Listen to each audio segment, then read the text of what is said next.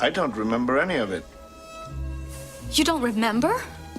For you, the day bison graced your village was the most important day of your life. But for me, it was Tuesday.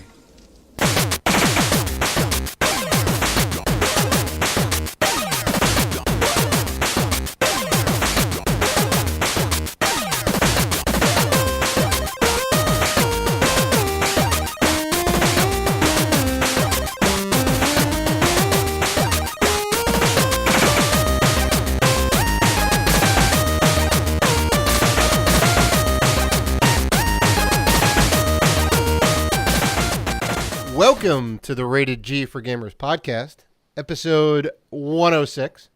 Just a reminder before we start that you can find us on Facebook, Twitter, Instagram, Google+, and YouTube at Rated G for Gamers.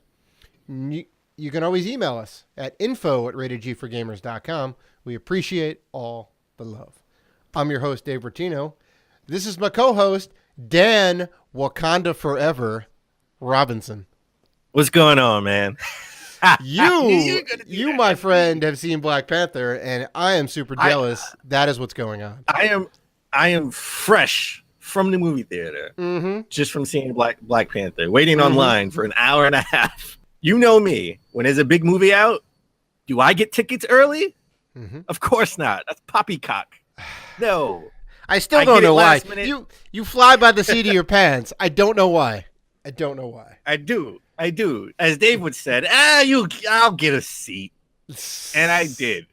I don't know. I don't take those things to chance. I haven't seen it this weekend. So I am a little bit jealous. I have two questions for you. Okay. One, how awesome was Black Panther? And two, is it the best Marvel movie of all time? Answer them in any order you want. The pressure. Listen, that's like asking someone who just saw Star Wars episode 1 or 2. Hey, how was it? Was it the greatest Star Wars movie you ever seen in your life? Wait. Episode 1 or 2 or the original first two movies? No. Actual episode 1 and 2, not the original. Oh God. You can't answer that question like that. You would just be straight up lying. Those movies are trash. I know, but when you first, you have to admit, and we talked about this in the show, when you first saw that movie, leaving the theater, you're like, it wasn't that bad. No, Oh, you started making excuses because you paid like $12 to see it, of course. Yeah. You're like, no, I don't want to admit that I paid money to see that trash. Well, later on, you were like, oh, that was trash, right? Oh, but when you first saw it, it was like, it was okay. It was Star Wars, we saw, I still, to this day, think E.T. for the 2600 was not a bad game. Yeah, that too. I mean, and that's my opinion. I know I'm wrong, but it's fine. And I gotta say, those feelings do not apply here. Okay, Black Panther was awesome. Nice. All right, it was awesome. I would say I would rank it. Before I rank it, let me just say, I checked. Let me 15 movie theaters. all sold out, and finally I found a movie theater. We found a movie theater. We went, and it was one of those movie theaters where you don't buy your seat. Oh, you just kind of first come first serve. First come first serve. So we all had to get there early. We got there literally maybe like an hour early, and the line was just circling the movie theater. So a good thing we got there early, and we were still in the middle of the line. People were waiting for like an hour and a half, 2 hours. Jeez. So I know we got it. We finally got in, but we didn't even want to go to the bathroom.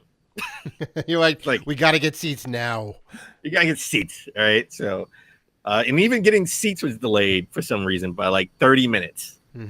So they had to stop the movie. They didn't play the movie because getting in was delayed. So. For whatever reason, I don't know. I was in the middle of the line. I couldn't see up front. So got to see the movie. We all got to see the movie. It was awesome. It was amazing. We all started clapping at the end. Black Panther was definitely the James Bond of the Marvel Cinematic Universe. He was like a secret agent type of guy. And then we got into the action. This dude was this dude is like ballistic. Mm-hmm. I will say, I've had to rank it. You put me on the spot now. I haven't really thought about it. I'm not gonna hold you to it. I just want to know what to expect. Top 3. Okay. Top 3. Nice. Top 3. Okay. Top 3. I think Civil War is still number 1 for me. Really? Civil War. I love Civil War. Black Panther was in it. I know. Civil War was good. His introduction. That was his introduction movie. Mm-hmm. And I got to say, Avengers 1. And Avengers 1. Yeah. The first Avengers is definitely in my top. I think the original Iron Man, the one that kicked off the whole MCU. I still love it. Okay. It's a great movie. Yeah. No. Listen. You know what? That's my top 3 right there. Civil War, number 1. The Avengers 1. Mm-hmm. And Black Panther, number 3. Nice. So that's what I got. I listen. Go see the movie. Spoiler free. Trust me. Not gonna talk about it. Go see the movie. Me and the lady had tentative plans to try and get tickets. We were going to try and use the movie pass, so we were going to do the Dan Robinson approach of let's just go to the theater and cross our fingers, because you can't get tickets on movie pass more than a day early. You got to. Whoa! First of all, I don't cross my fingers after I go to the movies. Okay, I check about 20 different theaters, and I check maybe 4 or 5 hours in advance. And, you sit in the front row and you look up. But we got there. A bunch of us got there early and we were in the middle. So we got good seats. So we got the seats we wanted. Yeah, nice. So, so I didn't get to see the movie this weekend. Like I said, me and the lady had tentative plans to go. And I basically got a phone call on Thursday. And, my parents are like, your brother's friend, he ended up passing away. And I was like, whoa. And, Man, that sucks. I'm sorry. Yeah. I mean, it's okay. It was all right. My mom is really close with his mom. They used to work together and whatnot. And, they always hang out and whatnot. So my mom was kind of crushed and whatnot. And I said, look, I want to go. Let me know when the service is and whatnot. And they're having a thing on Saturday. I said, all right, I'll go. I'm gonna come out on a train Friday. Can you guys come pick me up? They're like, yeah, it's fine. And it was tough. It was tough. Saw a lot of people I haven't seen in a while, which was nice. I saw a sister who I haven't seen in ages. It was nice to see everybody. It's the positive side of things. But I say that to say this, because we talked last week about, the fragility of life, and, you have this massive video game collection.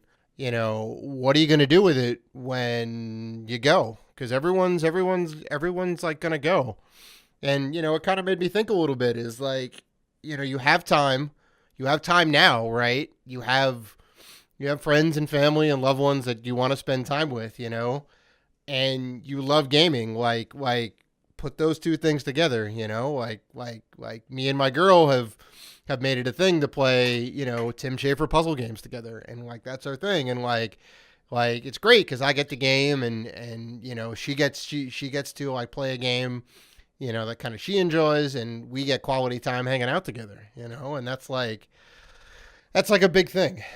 Listen, we all it's all about appreciating everything that you have in your life right now, right?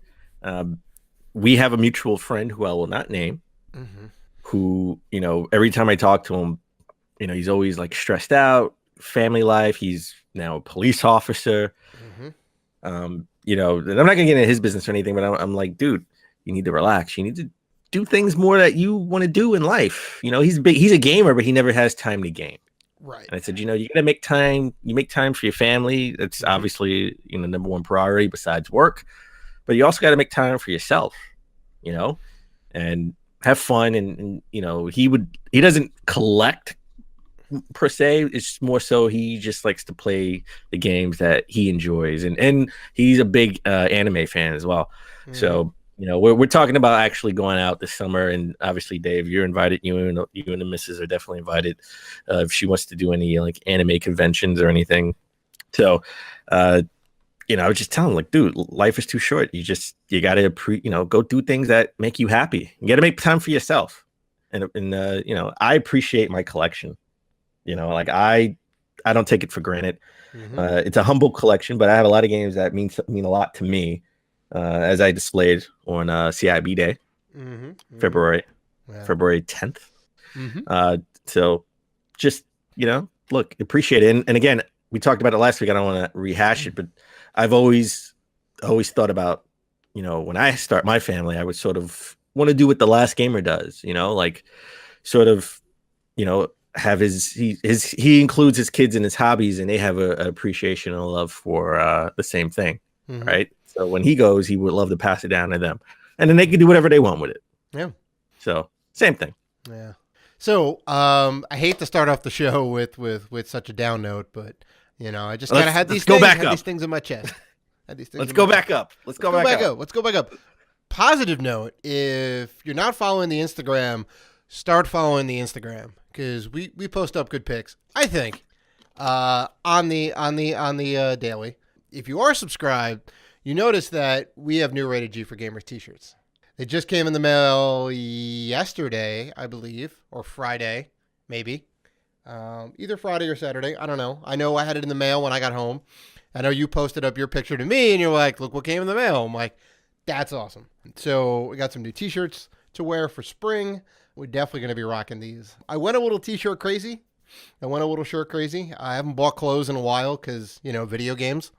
So I went online. What do you mean you went t-shirt crazy? I mean, I bought a lot of t-shirts. Just random t-shirts. Just recently? Yeah. Oh. I bought a lot of stuff online. Like I went t-shirt crazy, and I was like, "Wait, we only ordered just no. one set." No. We have our t-shirts. I bought other clothes outside of the Rated G for Gamers brand. Oh, did you have any of them gaming t-shirts? Of course. There are definitely some gaming t-shirts. Okay. They will be featured out and about in the wild for sure. But I realized I haven't bought clothes in a while because, video games, because they cost a lot of money. And listen, I'm already packed for PAX. You're packed for PAX. Okay. I'm already packed for PAX. I got my new Rated G for Gamers shirt. Mm-hmm. I got my old Rated G for Gamers shirt. And I have the best shirt ever. Okay. The Order 1886 Game of the Year, 3 years in a row t-shirt. Who gave you that t-shirt? That's all I want to know. Who gave you that t-shirt for Christmas? I got to say, it was a great Christmas gift. So it's one of a kind. It's priceless. It is one of a kind. I think it's one of one. I think it is the only one of its kind. One of one. So I definitely will be rocking that at PAX. Mm-hmm. The rest of my t-shirts are on the way. Hopefully they'll be coming in the next week or so. So there's that. Also, I have some great, fantastic news. I made an impromptu visit to Ikea today because I got up this morning and I said, you know what? Dave's favorite place, Ikea. I wouldn't say it's my favorite place. It just they have certain things that work really well for my lifestyle, i.e. Billy bookcases, which are fantastic for holding video games. But wait, that's the name of the bookcase? Wait. Billy. That's the name of the bookcase? The name is Billy. Billy Badass Bookcases. Billy Badass Bookcases. Yeah, it's actually named after the Power Ranger. No, it's not. No, it's not. No, it's not. You're like flat out. No, the blue Billy Badass Bookcase. The blue Billy Badass Bookcase. Yeah, no. I get the brown black, which funny enough, the brown black color costs more than all of the other colors combined. What? They know that it sells more. They know that more people buy it, so they jack that price. They know that you like it, so they try to. Oh, just for me. They get you in the pockets. Well, no, I got them because let me tell you, I ordered this bookcase, and I know I talked about it on the show before, so I'll try and make it brief. I ordered this Christmas Eve exactly. I was sitting downstairs watching TV with my brother late night, waiting for Santa Claus to come down the chimney like you do. And I was like, all right, now's the time to buy the bookcase, right? I got the Christmas bonus from work and all that, had some money in the bank. I said, I've been waiting to get this bookcase. I've been double stacking the video games. So I order it. and there was a bunch of problems with the order. Nobody contacted me to say that there was a problem. Let's reschedule, yada, yada, yada. So, it took you a while to get that bookcase. It took me a while to get that bookcase. I managed to get free delivery, which normally costs $100. It's a flat rate, $100 flat rate for anywhere in New York, I think. Or New York, the 5 boroughs, I guess. I managed to get a $30 gift card out of that, right? I got the thing shipped, and there was a crack. Delivery. Yeah. Wait. No. There was a crack. That's right. You did tell me there was a crack. Right. There was a crack in the little back panel. So I called them up again, and they're like, "All right, we'll get you a replacement piece." Right. I said, "Okay, fine." Flash forward to today. I call them up. I say, "Yeah, nobody got in touch with me. What's going on?" So they're like, "All right, let me go ahead. I'll put you on hold for a second." They contact the Brooklyn store. They had it sitting in the back waiting for FedEx, but it's the type of piece that FedEx won't pick up. So it's just like they had it waiting on the side, but it's not going to go through their process. Their chain, FedEx is never going to pick it up, and they won't be able to deliver it because it's so flimsy. So they said I had to come down to the store. I said, "Yeah, go down to the store, talk to the manager. There's a gift card waiting for you." It was great. Nice. I got another gift card on top of that. And nice. Well, at least that's something that you can actually take with you on the bus. Yeah. Well, I ordered over $100 worth of stuff, so I took a lot of stuff back on the bus. Oh, okay. Wait. You can't just walk out of Ikea with one thing. Yes, you can. You can just walk out you with the one thing you came to get. They make you walk through the whole entire store. You have no willpower. Well, all right. You have no willpower. Okay. The thing that I wanted to do was to go back to Ikea and buy Ikea. They should sponsor the show. You spend so much money on Ikea. You spend more money on delivery fees. Sure. On shipping fees. Sure. I mean, I wanted to get extra shelves for the Billy bookcases because they don't give you enough. Say it right. Billy Badass bookcases. The Billy Badass bookcase. They don't give you enough shelves. So I went back. I got that. I got a rug. I got some kitchen utensils. I got some extra chairs. So I'm good. Okay. Good. Sorry, IKEA. All right. I'm protesting. I am not spending $100 in shipping. I'm sorry. That's ridiculous. I'm spending hundreds of dollars on your merchandise and your product. It should be free like every other store. So Sears gets my money, baby. Anything after $50. Wow. Sears, what are you living in? Are you living in 1880? Who goes to Sears anymore? People who don't like to pay for shipping. Oh my God. That company's going out of business. Or Amazon. Thank you very much. Oh yeah, no. Amazon is legit. I get my kitchen utensils from Amazon, baby. Okay, all right. Free shipping, no matter how much it is. So, yeah, I got a bone to pick with IKEA. Okay, I'm not a big IKEA fan. I'm not spending $100 on shipping. I'm sorry. So Dan, I have some more bad news. We failed yet again. We failed to start the show as we always try and do. What have you been playing now? I'm taking the reins on this. I want to know the games you've been playing this week. So I've been playing a lot of games, Dave. Mm-hmm. So I've had some time on my hands. I've been playing Monster Hunter Worlds for the Xbox One X. Yeah, you're digging it. So I'm digging it, but it's one of those games where you really need to, get your friends involved. All right. You need to really play multiplayer so you can take down like the big beast. So I think I put another couple hours into it. I think I'm at a point where I'm just gonna, tap out. No mas. Because again, I'm not gonna be playing with random strangers, and you don't even have Monster Hunter Worlds. I don't. I'm actually surprised that you have the X1 version and not the PS4. This is the first Monster Hunter game ever to release on the Xbox system. Right. So I figured I would try it out. Not to mention, in the off chance that you would ever get it, we can play together, right? Because the Xbox is sort of your main system that you play on besides PC. I would have the same problem if I was on a PS4. I don't know anybody else who has Monster Hunter Worlds on PS4. So fair enough. The game is sold extremely well. It's the fastest selling game in Capcom history because it's out for PC, PS4, and Xbox One.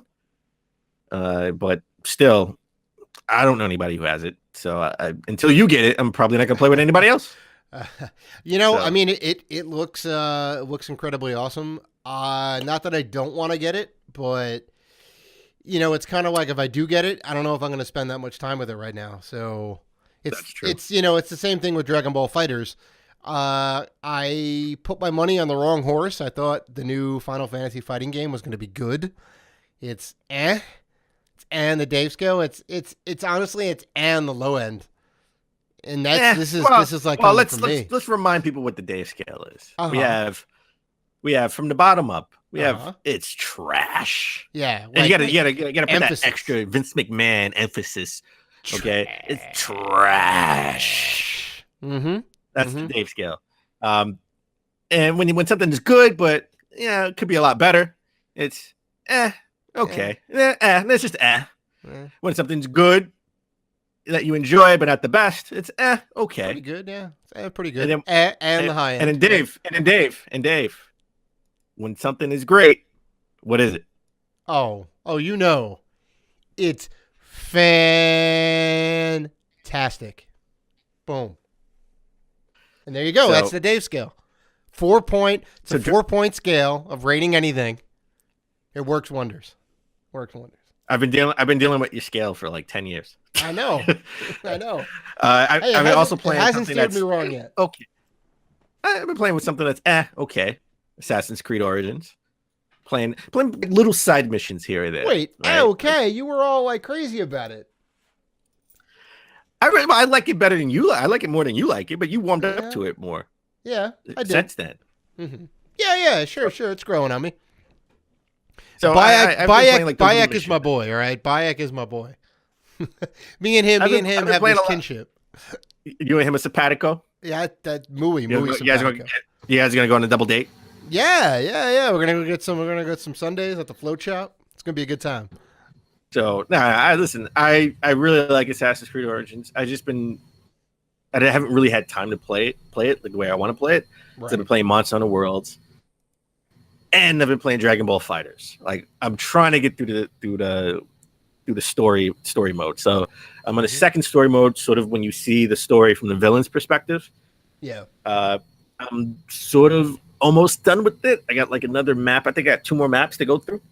Mm-hmm. So it's a grind. It really is a grind. Right. And then you get the last story mode, which I have no idea what it is. Interesting.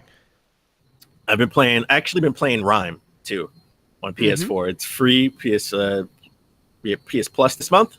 Oh, is it? Really like it is. It is. Really like this game. Why? Well, okay. So, I am downloading this game as soon as we're done with this podcast. I really like this game. That's all I can say. It really reminds me sort of Zelda. All right. Mm-hmm. So it's sort of Zelda. Just mechanics aren't as good as Zelda's. Mm-hmm. I've recently been playing it, so I haven't put too much time into it just yet, but I want to. Like, I think I'm going to stop playing Monster Hunter World so I can play more Rhyme.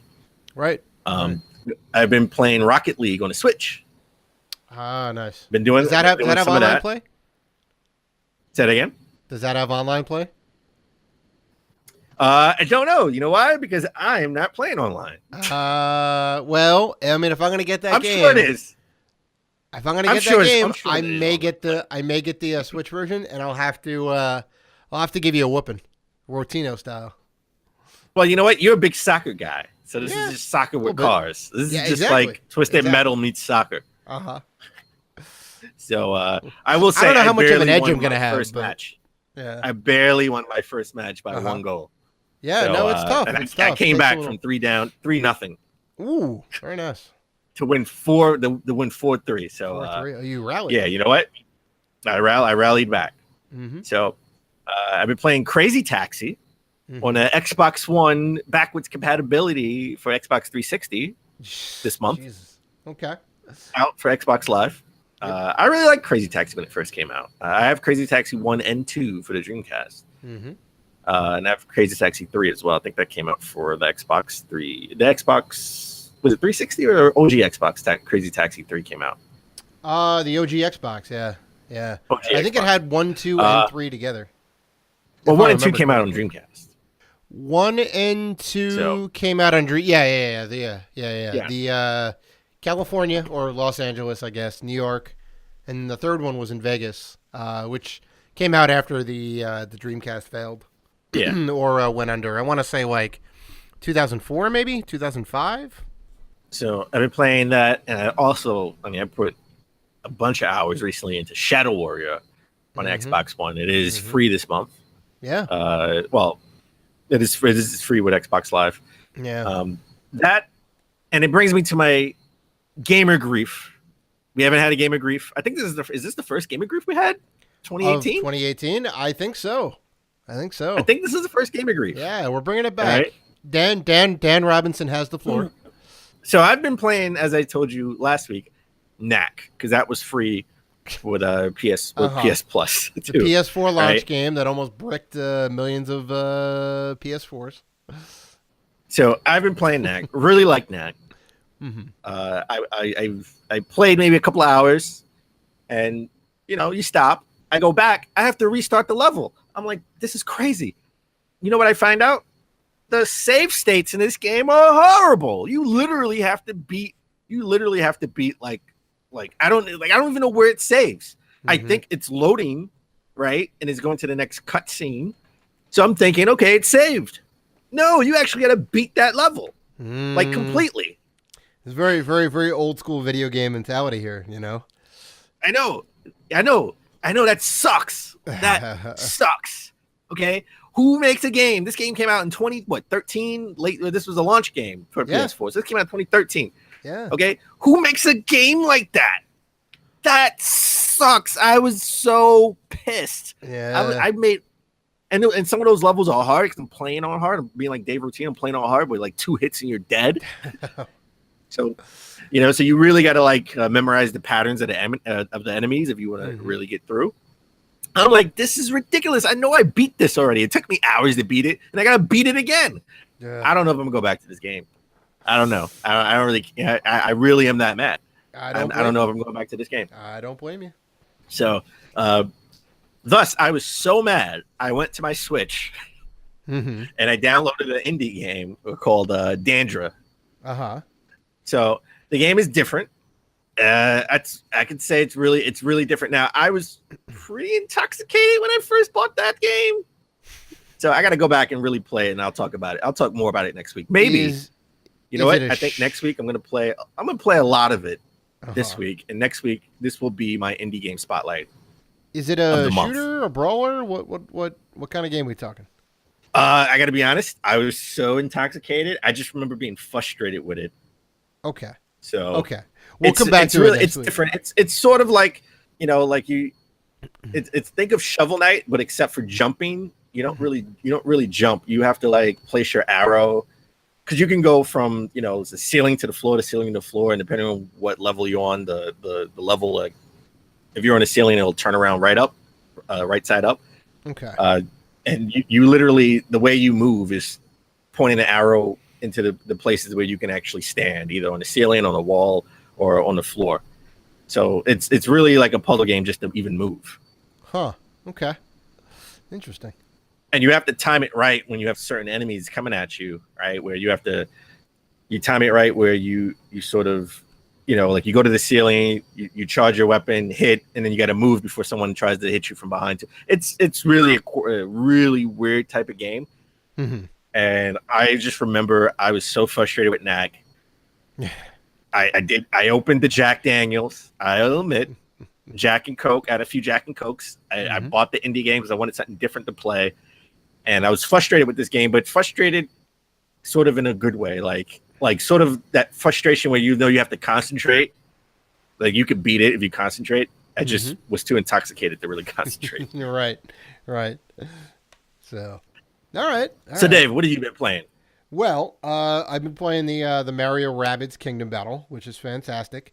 That definitely made an appearance this trip to Ikea, right, on the road. I am stuck at a boss battle in the Ice Kingdom, but I will persevere. Basically, if you lose a level, the next time you play it again, they have a little thing in the corner that says, do you want to try easy mode?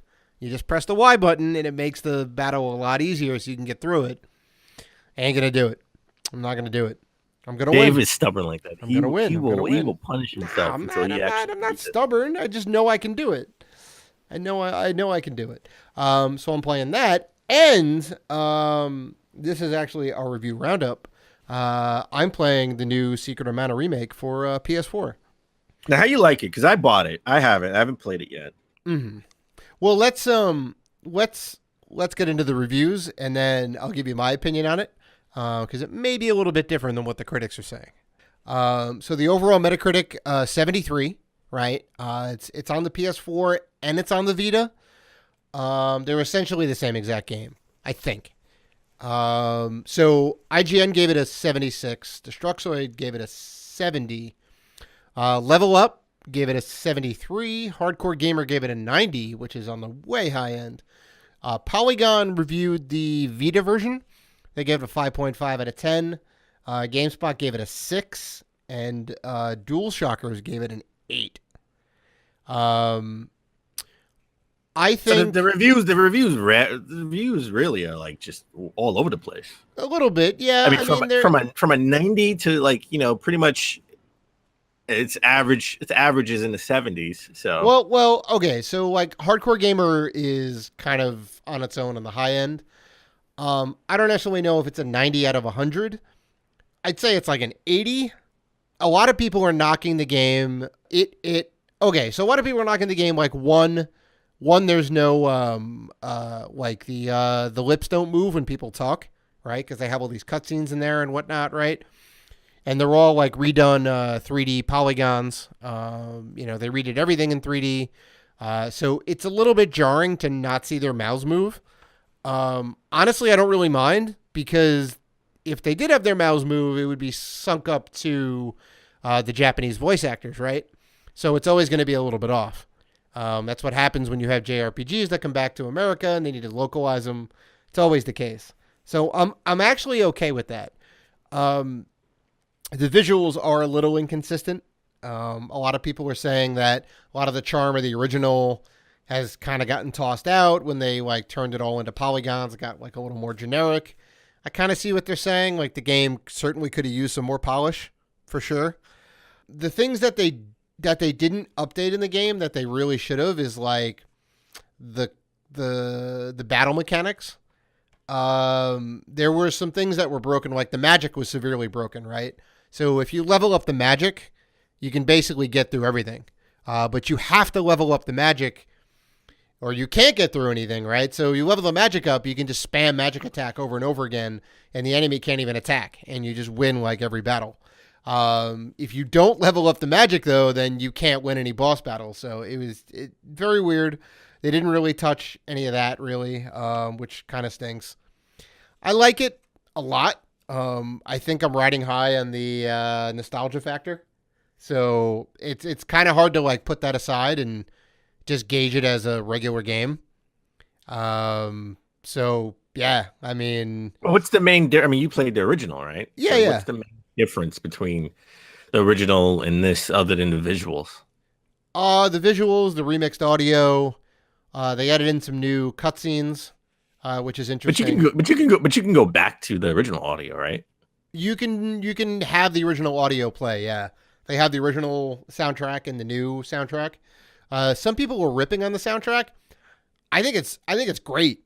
I have no problem with it. I like the enhanced version, but yeah, like if you want to, you can play the original. There's no harm there.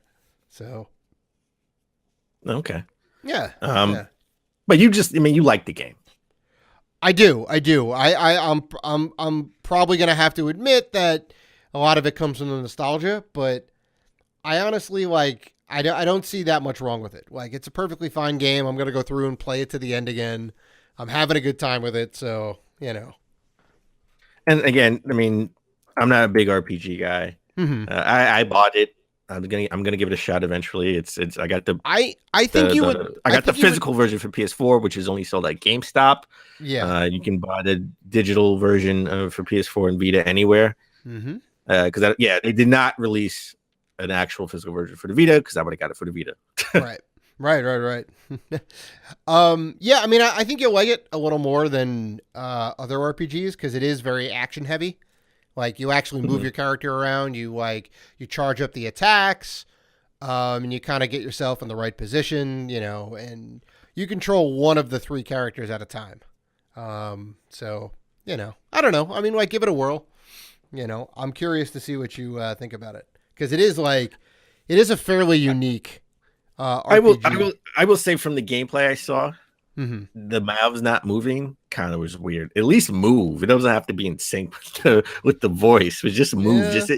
They just look weird. We're just looking at you, smiling and they're talking to you. No, it's fair. That just looks so weird. That looks so weird. It's it's fair. It's fair. So, all right, Dave. Pick up anything good other than Secret of Mana? Well, there's 2. Besides Secret of Mana, then there's Valkyria Revolution on PS4. I got it on Amazon for $10. So nice. a steal. It's a steal. I would say anybody looking to bolster their PS4 collection, which I have been doing. I realize I have over 20 PS4 games now and growing. Nice. So I'm very happy about that. But yeah, I mean, $10, can't beat it. Don't ask me how many PS4 games I have, because I don't know. You do know it's in your app, but we don't need to go through that right now. I got way too many PS4 games. I picked up a few things. Well, I already talked about some of them. I picked up Rocket League. I actually, funny enough, picked up Rhyme for the Switch. I planned on playing it on the Switch. When I found out it was free this month on the PS4, so I have it, but I have it on the Switch as well. I picked up God Hand for the PS2. Yeah, that game is a little rare. That game is a little rare, not a lot. Semi pricey, not it's getting up there in price, but not too out of control. It's actually really picked up good Minecraft, too. It's a really good game too. I picked up Minecraft for the 3DS. I finally picked up an NES Classic Mini controller. Oh, so you have 2. Congrats. Well, I remember it only comes with one. I know. So if you want, you had to buy another one. I know. I want to have 2 actual mini controllers, not a separate peripheral from a third party. I want to have the Nintendo made controllers. Of course. So I finally got that one. It finally was on sale on Amazon. So I picked that up. I went a little crazy. I'm trying to. Well, wait a minute. Sorry. Let's actually go back on that. It's interesting. You said they got new stock of the classic mini controller. I don't know if they got new stock. Well, maybe, yeah. Well, you never know. This may be old stock. Remember, there are a lot of reports that a lot of NES classics were just sitting in warehouses, right? Right. And everyone went crazy. So I don't know if they got restocked or if this is just some of the stock that they're putting out there. And this is not Nintendo. These are retailers and warehouse people. Right. Exactly. So this is holding it back. Nintendo. They have shipped this. They've already shipped these. Well, you paid regular price for it, right? Whatever it was. No, I definitely paid. Oh, I definitely paid over a little over regular price. Okay. I think these were like $20. I paid $30. Oh, okay. See, I was all gung ho to say, what's right around the corner is more NES classics, but maybe not yet. So I'm trying to bolster my long box PS1 collection. They didn't make a lot of them. I think they're maybe 20, 30, if I'm not mistaken. I could be wrong. No, there's 100 or so. Long box? You sure? You sure it's 100? I thought it was I thought it was less than 50. Oh, you could be right. You could be. Well, I mean, it was the first year. The first year or two was long box, I think, and then they ended up switching over to the actual CD jewel cases. The jewel cases, yeah. Yeah. So I have 8 altogether, but I picked up Warhawk, Ridge Racer, PS1, Yakuza 4, and then I got Yakuza 4 for a PS4 as well. Right. And Off-World Interceptor Extreme. I don't even know what game this is. Is that a PS1 long box? That came in long box, yeah. Oh my god. So I wanted to bolster my long box collection up, but I got Yakuza 4 PS4. I got Outrun 2 for the OG Xbox and Outrun 2006 Coast to Coast for the PSP. Because the OG Xbox version is literally impossible to find. Yeah. And then very rounded off, I expensive. got Gotcha from the NES. Mm-hmm. Oh, okay. So Gotcha is a very funny game, right? Gotcha is a paintball game. Is it? I've never played it. That's exactly what it is. And Gotcha requires 2 controllers. Yep. Really? For Yep. what? I guess it's a light gun game actually. So, one person moves the screen left and right, and the other person shoots. Nope. You're joking, right? Nope. That's the game. I've never heard of this. I've seen the game because I've seen it out in the wild. Just never had a chance to pick it up. Yeah, and I finally found it. And I was like, you know what? I'm going to take this. This is like the third or fourth time I've seen it in a while. Yeah. So yeah, I picked that up. They actually say on the front, if you take a look at it, the label, they call it a sport. They call it like they call whatever the thing. It's some sort of like, there's like a couple of words and then sport. Sport. Yeah, hey, it's a sport. It's very interesting. So, all right. So I'm fresh from Goodwill today. I went to Goodwill before I went to see Black Panther. And I picked up a few things. I picked up Star Wars Rebel Assault 2 for the PS1. So if you know Star Wars Rebel Assault 1 came out for the Sega CD, that game is literally unplayable. It is horrible. Oh, wait. Are you saying the Sega CD was trash and a horrible add-on that nobody should have bought? No, I'm saying Star Wars Rebel Assault 1 was completely trash. A game that shouldn't even made. Oh, it doesn't even enter in on the Dave scale. There is no level of how bad that game is. Cannot be quantified. This game is horrible. I literally, as a kid, because I got it as a kid, I really thought I was playing it wrong. I was like, oh my God, I spent hours, can't even get through the first level. Not even the first level, just the first like corridor of the first level. You can't even get through. And you know what? Angry Video Game Nerd made a video about it. The game is trash. Or even I don't know if he made a video about it, but I know it was in one of the Cinemassacre videos where they tried to play it, and it was just like, this game is trash. So I got Rebel Assault 2 by all accounts. Definitely a little better on the PS1. Definitely a little better than Rebel Assault 1. Didn't know what this was, to be honest. I got Grand Theft Auto San Andreas, the introduction in Sunday Driver. I guess this came with the special edition. It did. San Andreas. Yeah, it did. So, I mean, if you bought the special edition, you got this extra disc, which had some extra cinematics on there that weren't necessarily part of the game proper, and you didn't necessarily need it, but, it was a nice little extra bit onto that. Well, so I didn't know what it was. It was sitting in Goodwill, $2, so I picked it up. I honestly thought, I was like, is this the PC version? I didn't know what it was. So I never had the special edition. Right. So I picked up the Sims 2 Castaway for PS2. Didn't know this game was a little bit more than I thought it would be. I paid about $3 for it, but this game is like $25 to $30. So the Sims 2, I have another Sims game that's not for the PC. There you go. I picked up NFL Blitz 2003 with Michael Strahan on the cover for the GameCube. Wow, crazy. So, Giants fan, G-Man all day, baby. Had to pick this up for the collection. It's when did because I mean there are no other NFL games, right? Like it's all Madden every year because EA has a license. When did that stop? 2005. When did that start? I should say 2005. The reason I know that is the last 2K football game was 2K5. And they had it for $20. They sold it at a budget price. And it was better than Madden. Nice. I mean, I think, honestly, like, the 2K series was made a lot better. Just, the gameplay felt a little bit smoother.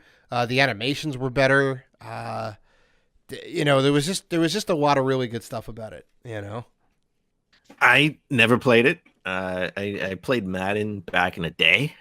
I haven't played Madden since. I mean, it's got to be like 20 years since I've played Madden. I actually want to buy Madden 2018 with Tom Brady on the cover because it has a story mode that everyone's raving about. So I want to check it out. Yep. I can tell you that the FIFA one is fantastic. So, you may enjoy it. You may enjoy it. If it's anything like the FIFA one, I think you'll enjoy it. I picked up Blazing Angels 2 Secret Missions of WW2 for the Xbox 360. Never heard of that game. Right. I picked up the Spiderwick Chronicles for also for the 360. Right. I guess this was based on a children's movie because on the cover it says free. Well, it says a free Spiderwick Chronicles children's movie ticket inside, value at $7.50. Right. I'm pretty sure it was a book, and then a movie, and then the video game. And guess what? That ticket is no longer in here. Well, you're gonna have to pay full retail price to see it in the theater, my friend. I'm gonna have to pay for it to go back to the theater. But this was one of the best pickups I had all day. Besides Star Wars Rebel Assault 2, was I got Juiced 2 Hot Import Nights. But Xbox that 360. game. You remember that game? No, because it was trash. That's what I have to say about Juiced 2. And you know what? It says free Hot Import Nights ticket inside, $30 value. Admit one adult. I don't even know location details inside. What is that even? And guess what? The ticket's inside. Oh my god! What even is it? It's good through September 30th, 2008. Hot Import Nights is not a movie. You couldn't see it in the theaters. What is it? I have no idea, but it's an admission ticket on the inside. Wow, it's still here. That's ridiculous. I'm about 10 years past the good through date. Right. 2008. Wow. I still got the ticket inside. I bought Juice 2, okay, for like $2. I had to go online and get Juice 1 for the OG Xbox. Of course, because you're a completionist like that. It's ridiculous. I need the whole set, baby. I need the set. I know. No matter how bad it is, Dan Robinson will own it. I will own it. I gotta put it in the collection. And last but not least, we did not do a review roundup for this because neither you or I bought this recently, the newest version. But I got Dynasty Warriors 5 Empires for the Xbox 360. Oh, there you go. There you go. And I love my Dynasty Warrior type games. I love my Warrior games. They're fun. They're fun. They are fun. They are fun to just play. You don't have to think. Listen to a podcast. Yes, they are like they are the kind of game you can tune yourself off and just play and do a million other things, and you'll still have a good time. So, all right, let's stop there. Let's take a break, and we'll come back. We'll get into the news of the week. And in our convo of the week, hot off the rumor that the new PlayStation 5 and Xbox 2 will just be streaming devices. We discussed the downfall of an all digital future for games.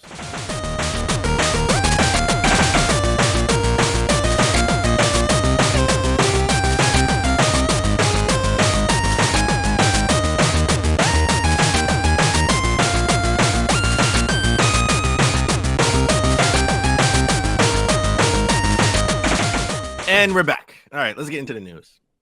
So the E3 2018 preliminary floor plans have been, not leaked. They've been officially put out.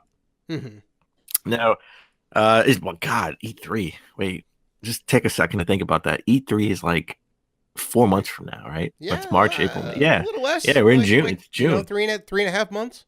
3.5. That's crazy. That's it's coming up, man. It's coming up. We got to do something special for E3. We got to do something special. We got to talk about that. Maybe we'll do a live stream for the first time. Maybe. Possibly.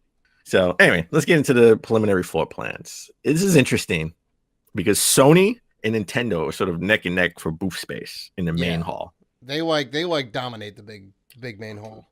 They do, because Sony has this huge space, I guess, where they're going to do a lot of sort of demos, and then they have a small station to the left and another small station above. Nintendo similarly has a pretty huge space right across from Sony, not as big, and then they have another sort of big space to the right and a smaller space, presumably, I guess, for like private interviews, private demos to the right of that. But no one's focused on that. Everyone is focused on Microsoft, because Microsoft is not in the main hall. They're in the second hall with third parties like Activision, Square Enix, and Ubisoft, and they have a significantly smaller booth than last year. I mean, it's smaller than Ubisoft's area. It's smaller than Capcom's area. Smaller than Epic's area, Activision, Square Enix, Bandai Namco, anybody else. They essentially have, out of all the big name companies, they have the smallest booth. And it's just labeled Microsoft. It's not even like Xbox. It's got Microsoft with the Microsoft logo. Well, to be fair, Sony's booth is just named Sony Interactive Entertainment. It's not PlayStation, right? Nintendo is actually, that's the name. Nintendo is the name of their company. It's not the Switch booth, right? Yeah. So to be fair, I'm sure the Microsoft booth will be predominantly Xbox related things. And I can't think of anything that's Microsoft related than anything else than Xbox stuff. Microsoft, like I doubt HoloLens will be there. I mean, this is a gaming convention. I mean, you figure like PC stuff would be under the Microsoft brand or whatever, part of like Windows and whatnot and all that stuff. And Well, we're gonna get into. I mean, we get into this really early, but based on the floor plans, I predict that Microsoft will sort of take a little bit of what Sony did and a little bit of what Nintendo's done and combine it into one as far as their strategy for the foreseeable future, the next couple of years. I think they're going to focus on whatever first party game that's coming out later this year, the big holiday game, right? Because we know we're going to get a Forza game, all right? Because that comes out every year. It'll probably be a Horizon one because we got 5. Forza 7 this year, or last year, I should say. Yeah. So we're going to get a new Forza game, and then we'll get whatever. I don't think it'll be a Halo game, personally. I think it'll be a Gears of War game coming out this year. I mean, I think it'll be Gears 5. I mean, if they whichever one of those they announce. I mean, if they announce Halo, they definitely need some space to show off that game and have playable demos out there and whatnot. Because I don't think they're going to have much. Doesn't seem like they're going to have much room for playable demo space. Well, I don't think. Well, I don't think it'll be Halo because I think if it was Halo, it'd be more of a big spectacle.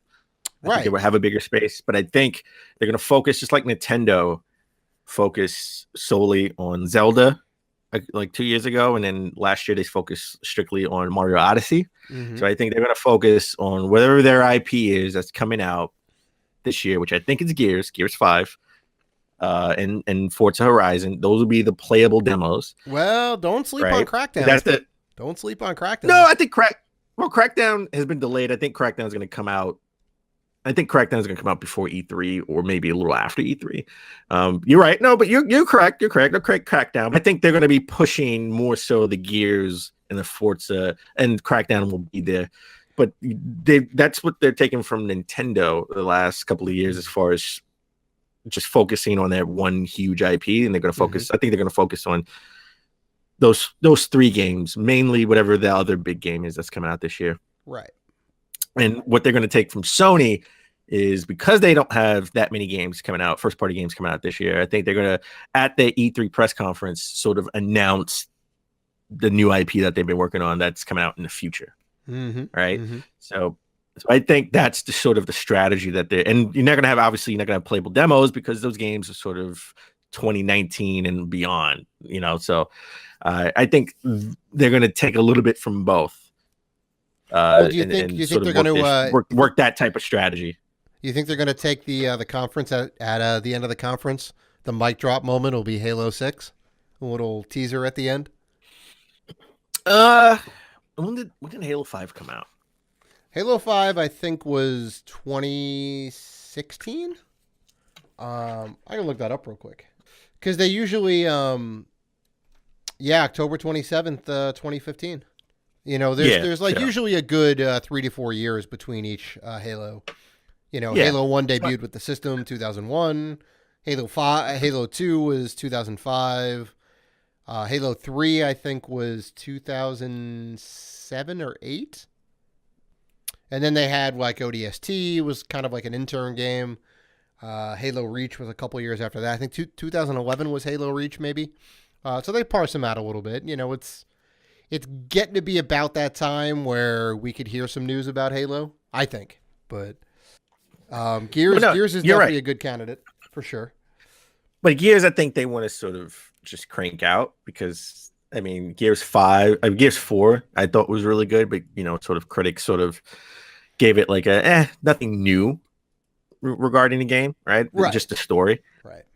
You know, just still a really competent shooter with horde mode that was fantastic, that people loved, and it ended on a cliffhanger. And this is a new trilogy from a new studio of the Coalition, right? So I think it's time because that game came out in 2015, right? I believe, right?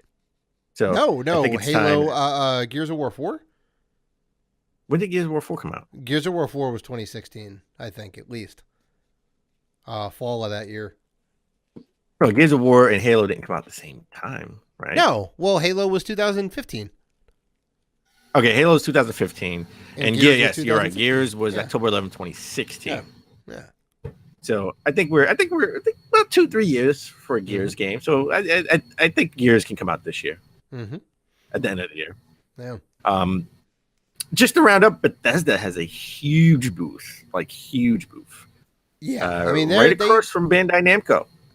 I mean, they have, which is very interesting. But I mean, they have Doom, they have Fallout, they have the Elder Scrolls series. I mean, they have heavy hitters, you know. What do you think Elder Scrolls? You think we can get another Elder Scrolls game this year? I mean, it has to be. It's in the works. Well, I mean, it better not be another remake for another system. I don't know how much they can milk out of the Skyrim game. I mean, geez. Well, I think we're due a new Skyrim game at this point.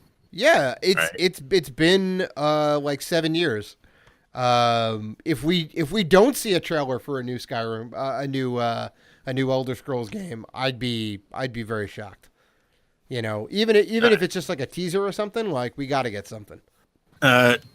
Also this week, we got a trailer from Kingdom Hearts 3, which was Disney's D23 event that took place in Tokyo this year. Yeah, this I long time coming. Before you continue, I own Kingdom Hearts 1 and 2 for PS2. Yeah, I've never played it. I haven't played it yet. I don't have any of the other Kingdom Hearts games, the spin-off games that came out for the PSP. Yeah. This game, we already know that it's slated for release this year, right? I mean, they haven't given an official release date. Maybe this year. Maybe this year. I mean, they've speculated this year. Everyone thinks that we're getting sort of like a mic drop moment at E3. Like, it's coming out November, right? Well, I mean, like to give you some context, the last numbered Kingdom Hearts game, Kingdom Hearts 2, the last like AAA big budget or whatever, came out like 2004. So it's been about a while. 14 years. Yeah, it's been a while. I'm not gonna speculate that it's coming out this year. It could. I feel like it would be early next year or like or fall of 2019. I would not be surprised. Do you think this game could come out at the same time as Red Dead? Sure. The fan base is rabid, you know. The fan base is rabid. I think it could hold a candle to Red Dead for sure. You know, I mean, if it comes out this year, like, that'd be awesome. I mean, we're seeing more and more footage. Like, we got the Toy Story footage a little bit ago, and now we have the Monsters Inc. footage. So we know that's like a playable world, which is awesome. You know, they're getting into the Pixar stuff now, which is really cool. So and you know, there's definitely going to be a lot more worlds than just these two. You know, there's usually a good like 7 to 8 different planets that you go to, and each planet is based off a Disney, you know, a Disney license, I should say in that case. You know, so we could very well see a Star Wars planet. Who knows?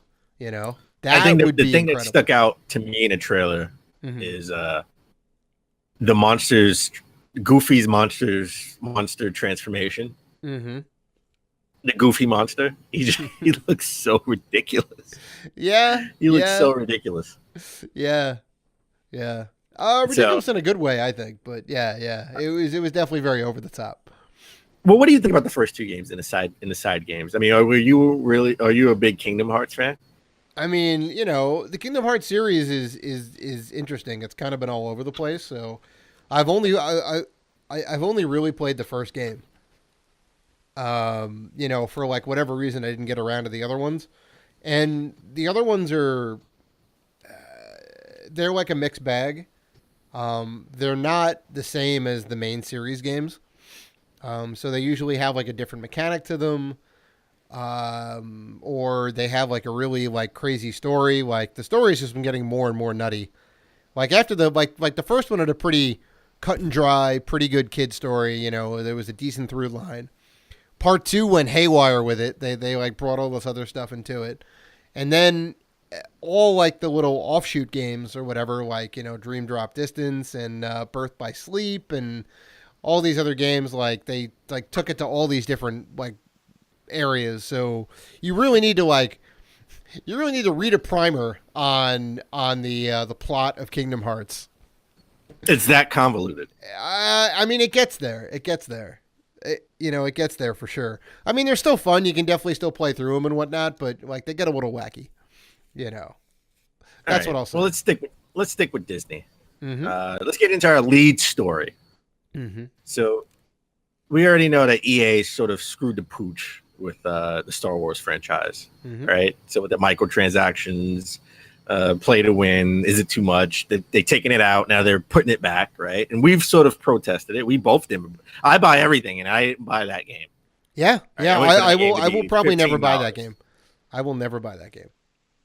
I can say with confidence I will buy that game when it's super cheap, probably next year.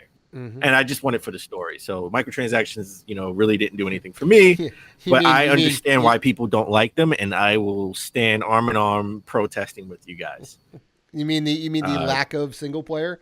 Because it's apparently very thin. It's very thin, but at least it has a single player game, unlike the first one. Right. The first one didn't have it. But Disney's, I think their contract with EA is up in another, 4 years, maybe, like 2020, 2021, something like that. So Disney, that right. There's a big rumor that Disney's eyeing Ubisoft or Activision to take over the Star Wars video game IP, which is huge. But you know, again, this is just a rumor. But where there's smoke, there's some fire. You could believe that this would happen, right? I mean, I at least sort of put out feelers out there to see, hey, you know, would you guys be interested in making the Star Wars games in the future? Well, now to like clarify on this, and I'm asking more than anything, Disney's not trying to get out of their contract early, right?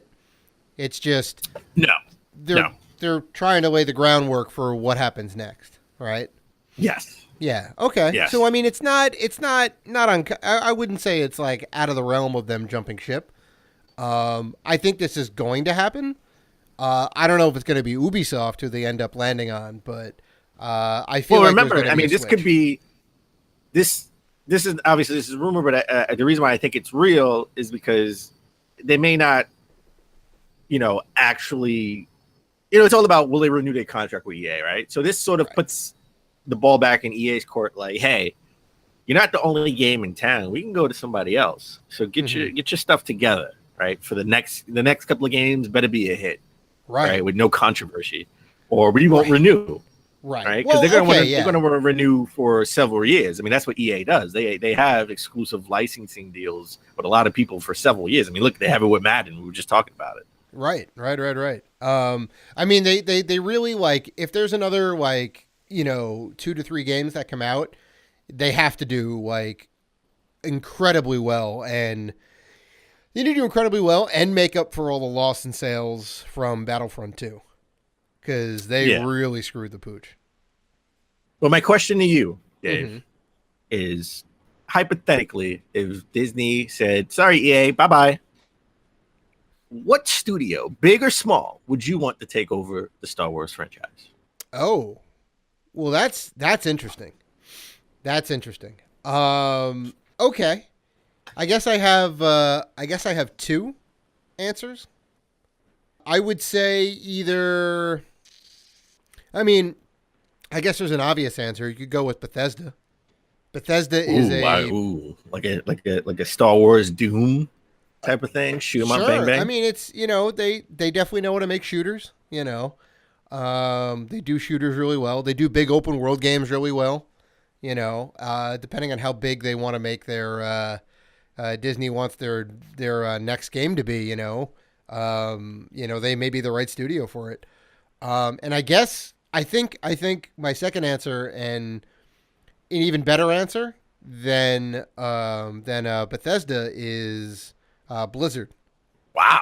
Now that came out of left field. Well, think about it.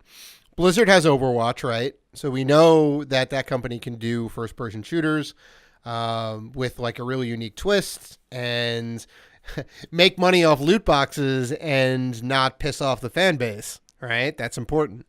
That's true. But on the other side of the coin too, Blizzard really knows how to do RTS games, right? Real time strategy games, right?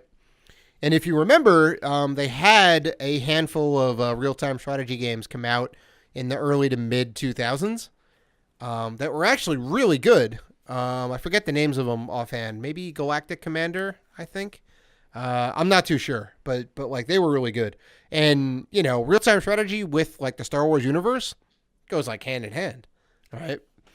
So I'd say like either one of those companies over Ubisoft. Okay. Yeah.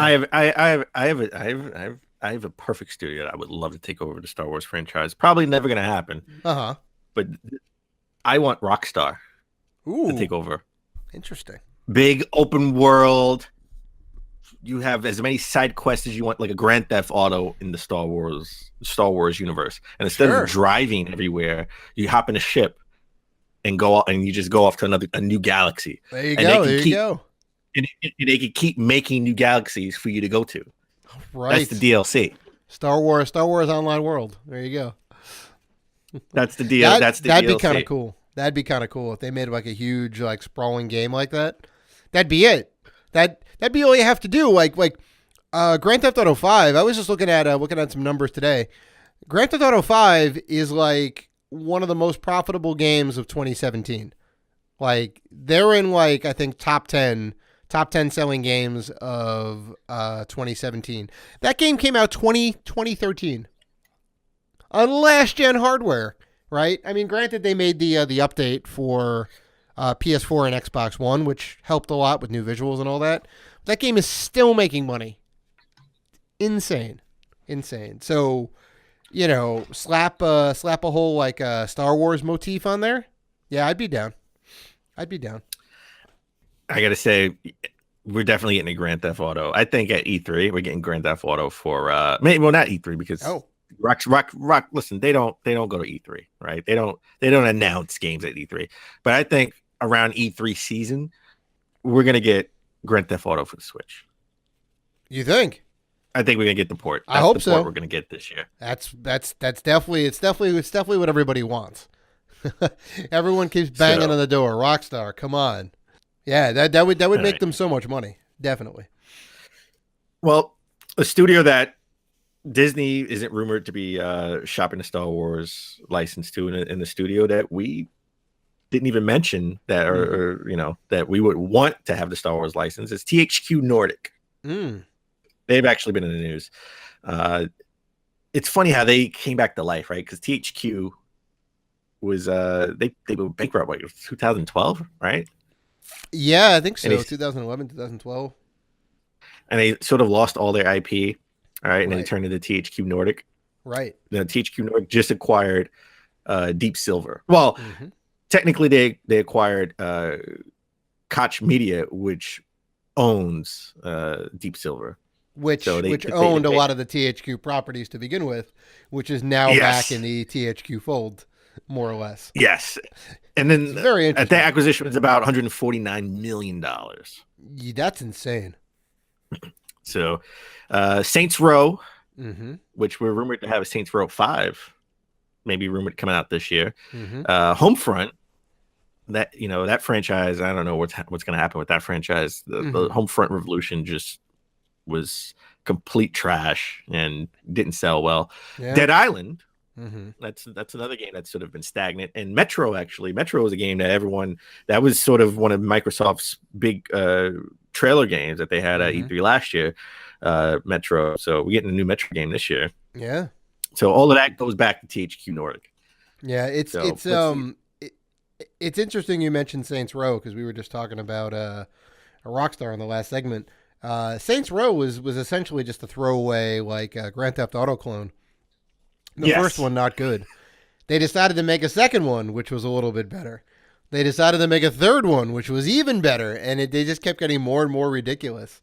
And like Saints Row 4 is like legit a pretty fantastic game with a ridiculous storyline. So they've certainly made they've made some video game history for sure. To see a new Saints Row come out would be awesome. So I just want to know if we're gonna get a Switch release for that game. Saints Row 5, by all accounts, all the rumors, it's coming. We just don't know when. We think it's coming this year, hopefully, knock on wood. I just want to see it come out for the Switch. I hope I hope they've been in development for the Switch. Right. Like from not day one, because I'm sure this has been in the works for a while, but I hope they heard about the Switch, they got the kit, and they've been trying to work on porting it to the Switch day one. Not this is coming, the game releases now, and then maybe 8 months later you'll get the Switch version. Right.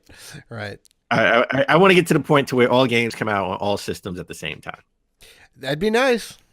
That'd be nice. That would be nice. So, all right. Another studio we did not mention about taking over the Star Wars franchise is in the news. Bandai Namco. They have a huge booth right next to Bethesda for E3. But Bandai Namco has reported they are aggressively working on new IP. Interesting. Aggressively makes me a little bit worried. Makes me a little bit worried. Why would you be worried? makes me worried for the dev teams, the development teams, right? Because aggressively creating new IP means we need some ideas. We need some ideas now. They need to be AAA titles, and they have to make us tons of money. Most of those things stand true, I think, when I hear the word aggressively, followed by like original IP, right? Because you're basically making new stuff that nobody's heard of or seen before. There are probably going to be new properties, not licensed properties. Let's take a look at this. So they actually announced the creation of a new quote unquote IP creation unit, right? So, that unit will, sort of work alongside their toys division, their video and music and amusement division, and video game division. Now, when they're aggressively looking to create new IP, it's not just focused on video games, but video games will be a big focus of it. Right. So there's probably like some movies, maybe like a TV show in the works or something. And I'm sure it all will connect, right? It'll be, let's create a new IP. Let's see how can you make this into a video game. And from there, make that video game into maybe an animated series. And of course, toys, right? Right. Bandai Namco is a toy maker. They do make toys. So I can see how that will go hand in hand. I mean, look, they already have a new IP, Code Vein. Right, that was also shown off at E3 last year during a Microsoft press conference. That's a new IP for the company. They had it at Comic-Con this year.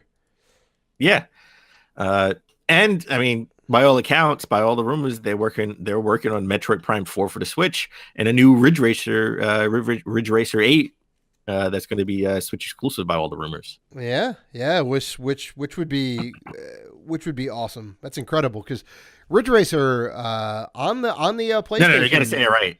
Got to say it right. Oh, Ridge Racer. I got to get that as my ringtone.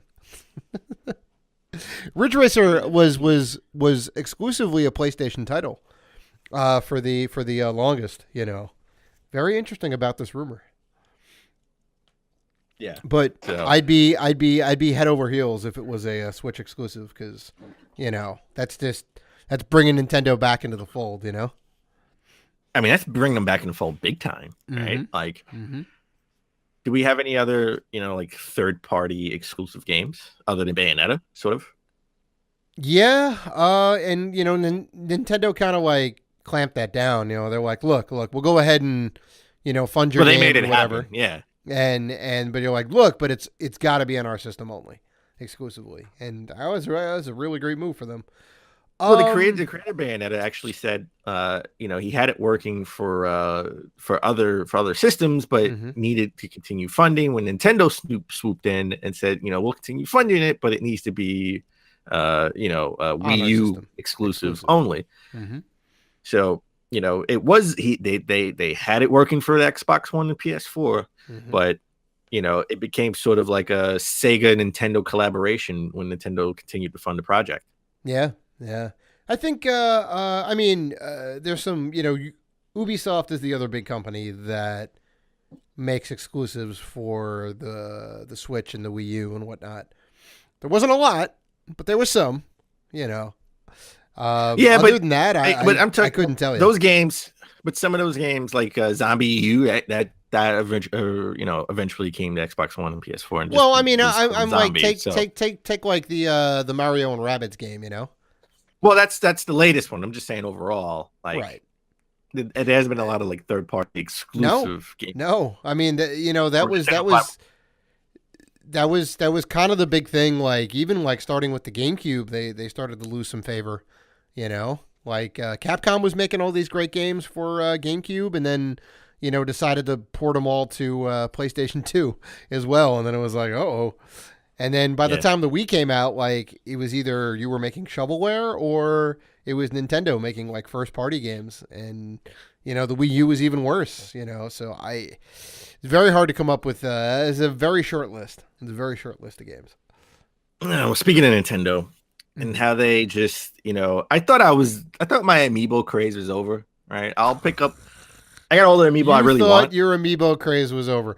Dan Robinson, 2018. I'm going to quote you on that.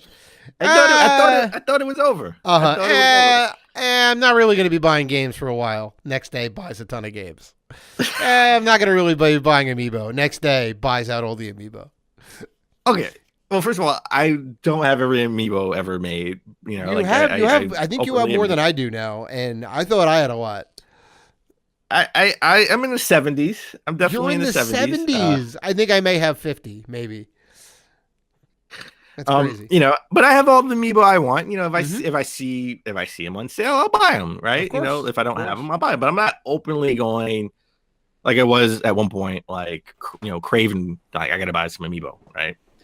I think the last Amiibo I bought were the Mario Odyssey Amiibo, the 3-pack. I got them when they first came out from the Nintendo store. But now, Nintendo's bringing me back the new Splatoon 2 Amiibo. I gotta have them. I gotta have the Splatfest hosts, Pearl and Marina. I gotta have those Amiibo. I gotta have them. It's like an addiction. I have to. You got any of those Amiibo? It's like I'm on my Amiibo craze. No. I am 100% with you.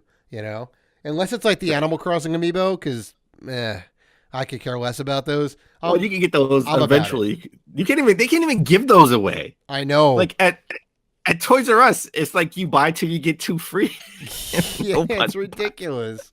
Like they're not bad. They're just not really my jam, And they had like a ton of them.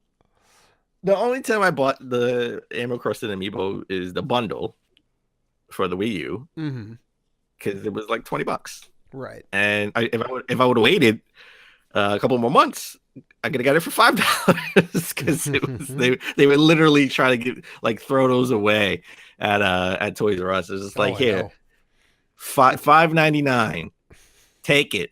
It's like it was. You know what? 20. That's $5.98 too much. I said it. There it is. I said You it. did say it. So I still have a sealed copy. Mm-hmm. And it comes with 2 amiibo inside too. Yep. But I will be definitely getting the new Splatoon 2 amiibo, the Splatfest host. Mm-hmm. Also, Nintendo teases their online paid service. In a recent interview, they sort of put out like an investor's Q&A, not an interview. Sorry. He says it'll be worth the wait. The online service will be worth the wait. The only way, to me, it'll be worth the wait. And look, I'm easy to please. Cloud saving. Say it with me. Cloud saving. Mm-hmm. Mm-hmm. If something happens to this Switch, I am not playing Zelda Breath of the Wild again. Right. Now you're not wrong. You're not wrong. I am not paying $20 a month to get cloud saving. Year. That should be a year. Fine. To start. That should be table stakes. They should have that just enabled with the latest update. You now have cloud storage. You get up to 500 megs or a gig or a couple gigs or whatever is fair and enough for the actual saves. I don't know what they really take up because I didn't really look at the storage space on my Switch. But that should be enabled for everybody, you know? Like, that's something they definitely need to have in there. I am 100% with you, but I will not pay $20 a year just to be able to store my stuff online. Mm-mm. But worth the wait. What could be worth the wait? What would be worth the wait for you? Well, okay. I mean, I'll tell you what needs to be in there, and I mean, I can do that at least. It needs to have more or less all of the features that Xbox and PlayStation do. You got to have voice chat without a damn secondary app. You need to be able to create, party groups and all that. You need to be able to chat to people, send messages back and forth. All the things that Nintendo doesn't want to do because they're the family-friendly console and they want to keep things squeaky clean, which I get, but those things are integral to the online playing experience, which is why I typically am not head over heels for Splatoon or, playing head-to-head in ARMS or whatever else, because it's just, it's a hindered experience, Like, even doing Mario Kart online, playing like that online, suffers a lot of disconnects and whatnot. Like, the network's not great. So the infrastructure needs to be, like, fixed, it needs to be solid. I need to be able to know that I can go online, I can find an opponent, play that game with them, and not get kicked out of it. I'll say that. That.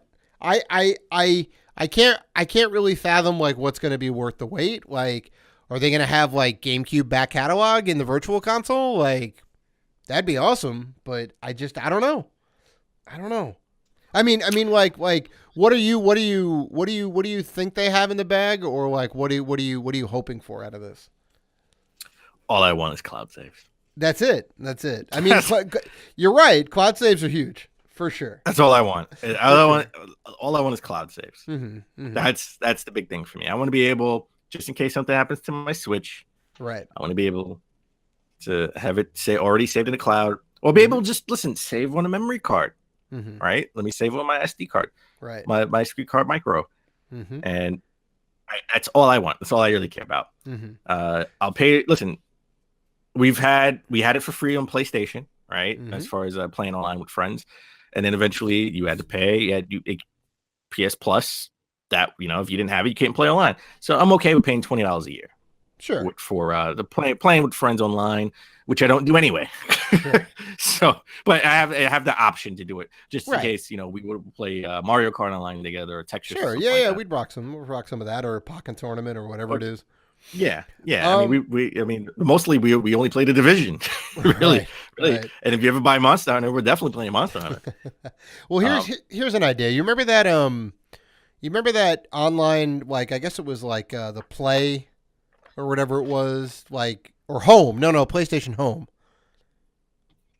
Oh yes. PlayStation Home was out on the PS3. It was a really cool idea, but it ultimately failed. It was basically like turning turning the online infrastructure into like this big museum and like big like amusement park, right? So you would make your character, you would drop into the world, and instead of like going through a menu to get to your game, you would kind of go to a board. You'd walk your character around this 3D world, go to a board, put yourself on the list to play this game, go in matchmaking or whatever. You could watch people play bowling. You could queue up and queue up in the line and wait for a thing to be open. Like, there's a lot of really cool things. It was like really interactive. It was all these like neat little things. They kind of visualized the whole menu, right? The whole going through menus and whatnot. But ultimately, it did very badly, and it kind of crapped out on Sony, which is sad because I thought it was kind of neat. I thought they could have done a lot of cool things with it. I mean, what if Nintendo? I'll be honest, I liked it. Yeah, I kind of liked it when it first came out. Yeah, I was really digging it. What if Nintendo did something like that, but like even on a grander scale, right? Like, welcome to Mario Park or Nintendo Park. And No. Welcome to Universal, right? Because they have the Universal Studios theme coming out. Right? They do. They could have this big, awesome thing, and leverage all of their awesome IP and their great world building and whatever, and like put it all in there. But you know what I used to like about PlayStation Home is like if you wanted to watch trailers and E3 and stuff, you can take your avatar and walk to the auditorium and watch it. Yeah, like right there with everybody. Yeah, I thought that was super cool. There was, I liked it. I had my apartment. Mm-hmm. It was like The Sims, right? Like I had my apartment. There was something about it that was was just kind of charming. Yeah. It was like The Sims, except for you didn't build the world. If there was some, world building there, it could have been so much more.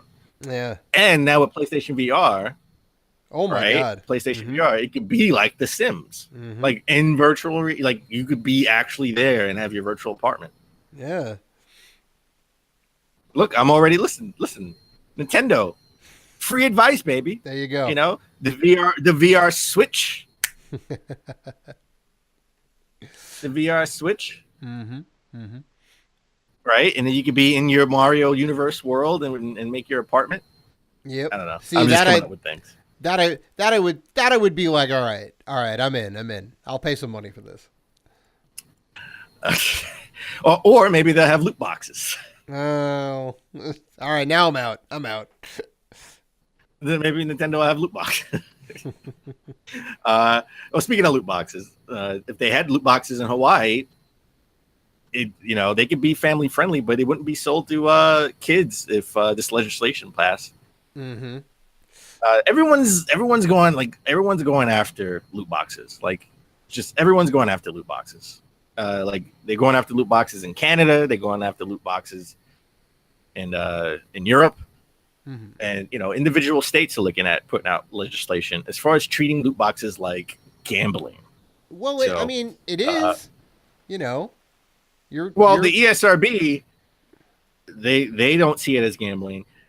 They don't see, and the ESRB is sort of our own rating system. Video games, we sort of police ourselves, right? The industry police itself as the ESRB, and they rate games. They don't see it as gambling. And because of that, sort of now it's going to be legislation that could be passed in individual states. If you're going to sell a game and you have loot boxes in it, one of the proposed legislations in Hawaii is you can't sell games that have loot boxes to people under 21, which is ridiculous because you're telling me at 18 I can smoke, but I can't play a video game that has loot boxes. Yeah, 21 seems a little high. I would say 18 is probably the right age. Maybe even 16. You can usually get a license at 16. I think. All across the U.S. But how would they even regulate that license? Either license or some sort of ID you'd have to put in to be able to purchase. Your mother buys you the game. Your mother buys you the game, right? Like the mother buys you. No, but I mean, like when you end up I mean, you'd have to have some sort of agreement with the system company, right? Send Sony, Nintendo, and Microsoft would all have to be on board, console-wise at least, and put some sort of thing in there that could be enabled, state by state. And, you'd have to put an ID in or whatever if you're in this particular state. But even that necessarily doesn't really work, because you could spoof where you're coming from, Like, how would they be able to pinpoint? Or you could just lie about your age. You could just lie about you. Yeah. I mean, they'd have to come up with some elegant solution to do what they're like trying to do. I'm about it, but yeah, it's going to be a little bit rough how they work that out. Well, the second proposal, and this is something more I'm digging. The companies have to put what is the probability of getting whatever it is that you're seeing, like the probability of actually winning in the loot box, right? So if you're buying this loot box because you think you'll get this, this weapon, this specialized weapon, it'll tell you that, your odds of winning this weapon are, it's like 10%, right? Or 15%. More like 5%, especially if it's a rare one, 5%, more like 1%. Yeah. So it'll just disclose and display the probability rate for those prizes. And that'd be something easy to do, And it's not really too much of a hassle to do that. It's just some text underneath the the big giant glowing box that says "Buy me." And people would ignore it anyway. I don't think they would care. But that's on them. That's on them at that point. I know, but it's just like having showing the calories or that certain foods have. I mean, I'm glad it's there and it should be there, but people ignore it anyway. Yeah, true. So this is something that should be easy, that they shouldn't fight. I got to be honest. So anyway, now I love Crash. I know a certain person that I know doesn't like Crash. Really? Who? I don't know. Who could that be? Who? I don't. I mean, that person is crazy. That person is crazy. No, like he doesn't like Crash Bandicoot. That person knows what he's talking about and isn't high on nostalgia. All right, that's who that person is. I mean, Crash Bandicoot games were amazing. They were awesome. I mean, he was the mascot for PlayStation. And he was the mascot for PlayStation. You are correct about that. I mean, you had to have precision skill to play that game. You had to be really good because maybe the controls weren't so great. The controls were amazing, and then they came out with the remaster, and it sold well. I mean, really well. I mean, it was at the top of the charts. It did do really well. And I know we've definitely talked about it. Part of that was the nostalgia factor for sure. And there's rumors about a new Crash game in 2019, right? I mean, and I don't know. I know we talked about it. I don't know if we talked about it on the show before. Yeah. I don't know if we talked about it on the show as far as what type of game should it be? Should it be an old school game or should it be a new game? Right? We did, yeah. But something. Well, you know what? Since Crash did so well, it seems the rumor is Spyro the Dragon trilogy remaster is coming to PS4 as well. That not surprising at least. Spyro, solid game. Same kind of deal. 3 games came out on the PS1. Spyro games were tight. Spyro games were exclusive. At least like these first 3 were exclusive. Activision. They own Spyro and Crash Bandicoot, and it's rumored that Crash Bandicoot's coming to other platforms later this year or maybe next year, because it is a time exclusive for the PS4, right? And it's rumored that this will be the same. This will be a time exclusive as well. I think this is good. This is going to make them gobs of money for sure. I'm wondering what's next. Are they going to do a Siphon Filter trilogy? You never know. I mean, were you not a Siphon Filter fan? No. Siphon Filter was great. I mean, they were definitely solid games, but I feel like they want to continue this kind of remaster nostalgia trend. Like remember these great games from PS1? Buy them again. You know what I mean, should do? they are making Final Fantasy VII over again, which is going to do like gangbusters for them. Well, whenever that actually comes out. Yeah, hopefully we get some more info this year. That's coming. I mean, we've been hearing about this since 2014. Yeah, So it's been a long time. I mean, it's coming for sure. This is a next gen game. This is for the Super Switch. Yeah, right. Well, no, it was PlayStation, so it'll be for the PS5, PlayStation right? 5. But you know what they should do? Mm-hmm. I want to see a remastered Juice and Juice 2. Oh my god, get out of here! Xbox One. There you go. There you go. No, you know what? I see it. Juiced and Juiced 2. No, thank you. I'm good. I would prefer my games not named after drinks. Come on, that's possible. That would be great. I'd rather see a Midnight Club remake than Juiced and Juiced 2. Jesus. When I first saw it, I was like, they made a game about Tupac and Omar Epps, and I was like, oh, it's a racing game. Throwback. Yeah, seriously. Okay, I guess. I had to buy Juice 1. I'm sorry, I just had to. So video games get a bad rap a lot of times, right? Mm-hmm. Like whenever a lot of we've been in the news. I mean, the whole reason why we have the ESRB ratings is because of censorship, right? Yeah. They want to censor video games. Yeah. And recently it's been in the news. There was a mass shooting down in Florida, and our thoughts and prayers go to the families of the people involved, the victims' mm-hmm. families.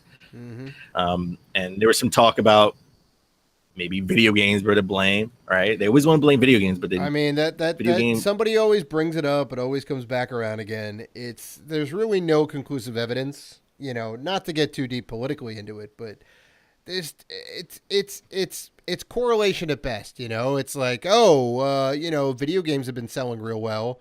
Oh, we've been having more shootings in America. Well, it's like that doesn't always equate to the reason. They really I mean, there's shootings in movies, and music can be violent as well, but they want to bring it back to video games. Right. I mean, I don't think that's not what's really gonna corrupt a young person's mind. Playing World War II simulator shooter, which is just that, a simulation. They're not training exercises to learn how to shoot a gun. Everything in that game. Everything in those games is fabricated, right? Like any Call of Duty game, I know I'm getting a little off topic, but any Call of Duty game does not take wind resistance into account. They're not really physics. There's very little physics in the game.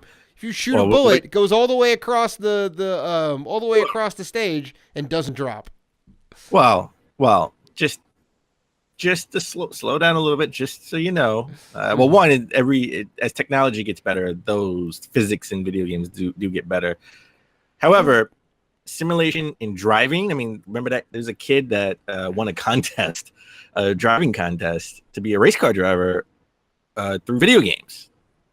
So that happened recently, and sure. I know the military does use simulation, virtual reality sets. For some different training purposes for a lot of soldiers. Sure, I mean they do literally have a game called America's Army, which you can end up playing for free.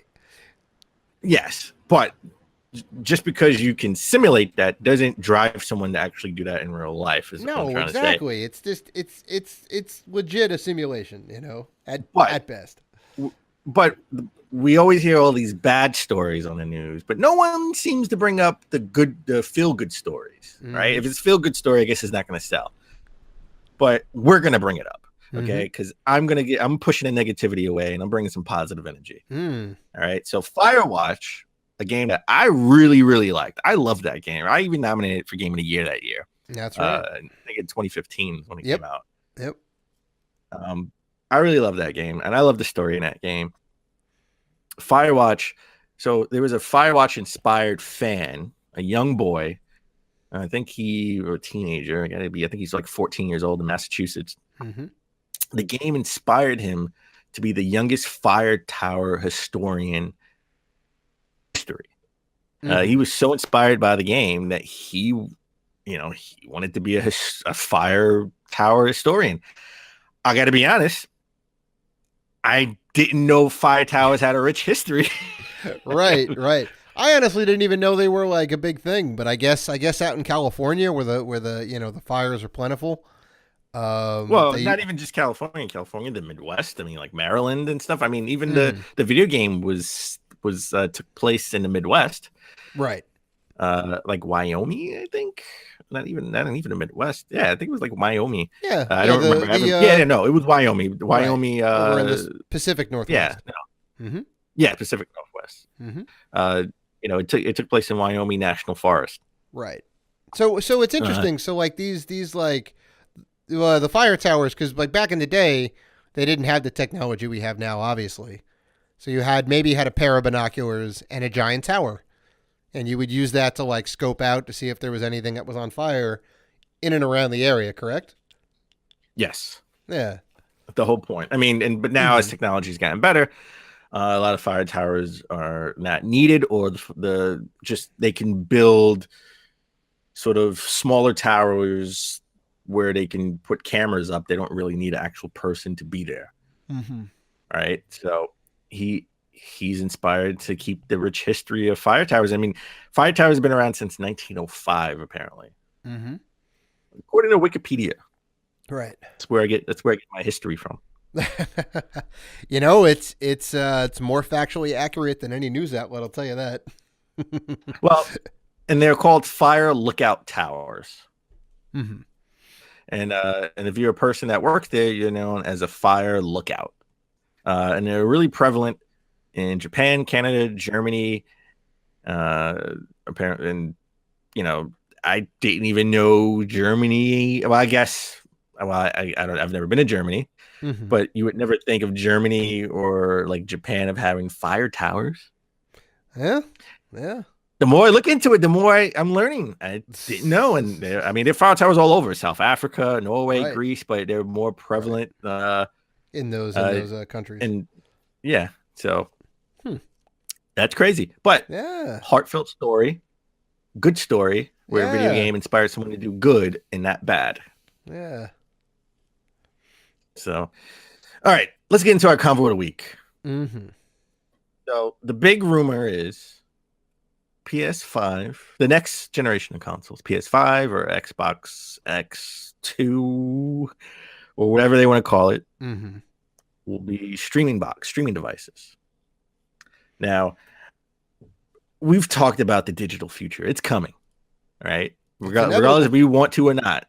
It's coming. A lot of earnings reports are coming out for a lot of these big companies, and they're making a lot more money, 17% higher profit on digital only sales. Well, sure. So, I mean, go ahead. Well, we know what the positives are for it, right? We know what the pros are for it, but no one talks about the cons, right? Like what are some of the downfalls of a digital only future, right? I mean, obviously the collecting aspect goes out the window. Gone. It's essentially gone. That's gone. I still don't think, because half of it is having the nice display on the wall and all that, and like having a physical game that you can touch, crack open, slip the disc in, or put the cartridge in. You don't really get that anymore. The hoarding gene that we all have, right? Like that, we won't have that anymore. I can argue the social aspect, actually going to the store and talking to, like a clerk at the store, getting sort of his advice or his input on certain games and stuff like that. You're not gonna really see, like, GameStops will be going out of business.